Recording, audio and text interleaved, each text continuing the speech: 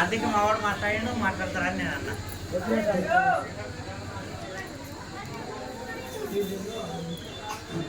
ATV sir మంది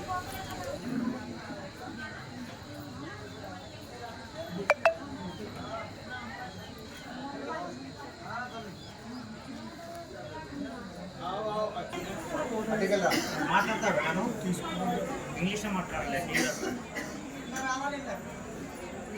జాతర ఎందు గురించి జరుగుతుంది దాని గురించి మాట్లాడాలి. దాని మీద ఆ సబ్జెక్ట్ మీద మాట్లాడాలి. ఏం చేస్తున్నాడు రోజు అన్నకాడు మాట్లాడాలి. మీరిద్దరు అన్నాను ఇద్దరు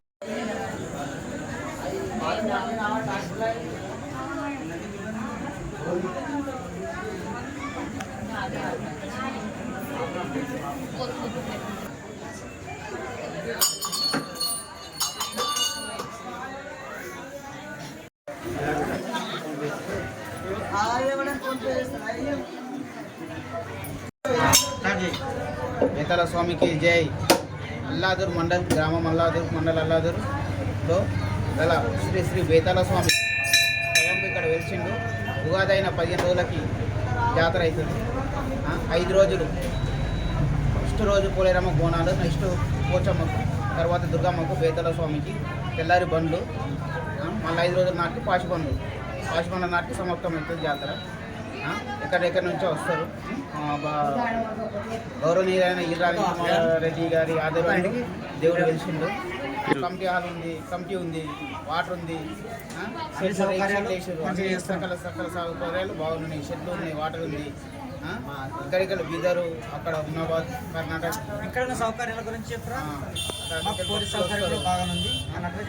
గోవులు ఇస్తాడు మా దేవుడు.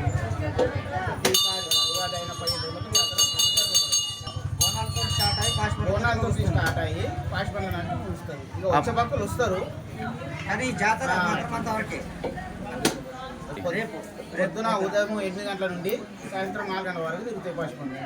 జాతర కంప్లీట్ అయినా అంటే మినిమం ఒక 2వ శతాబ్దం అనుకుంటాం.